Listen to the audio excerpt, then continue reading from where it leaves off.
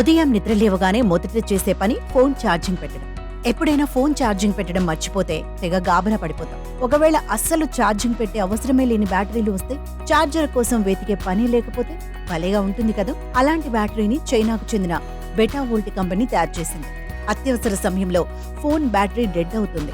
ఆసక్తికరమైన cricket match చూస్తుంటే battery తగ్గిపోతుంది. కాసేపు రీల్స్ చూద్దామంటే రాత్రి ఇంటికెళ్లే వరకు ఫోన్ ఆన్లో ఉండదని భయం.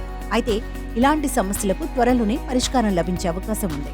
చైనా పరిశోధకులు ఛార్జింగ్ అవసరమే లేని బ్యాటరీని తయారు చేశారు. ఈ బ్యాటరీ జీవితకాలం అక్షరాల 50 ఏళ్లు. అంటే ఒక్కసారి ఫోన్లో ఈ బ్యాటరీ వేస్తే ఫోన్ పాడవ్వాల్సింది తప్ప ఛార్జింగ్ అవసరం పడదు. చైనాకు చెందిన బెటావోల్ట్ అనే కంపెనీ BV100 పేరుతో సరికొత్త బ్యాటరీని రూపొందించింది. ఈ బ్యాటరీ రూపాయి నాణెం సైజులో ఉంటుంది.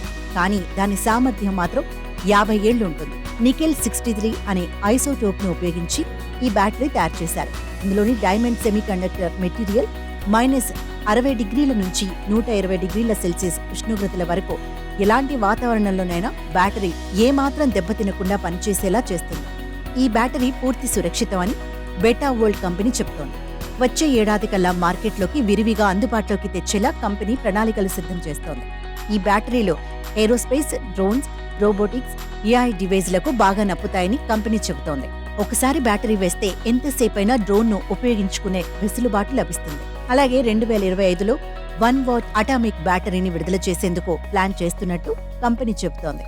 ఈ బ్యాటరీలు అందుబాటులోకి వస్తే ఫోన్ ఛార్జింగ్ పెట్టే బాధల నుంచి విముక్తి లభించినట్టే అంటున్నారు టెక్ నిపుణులు.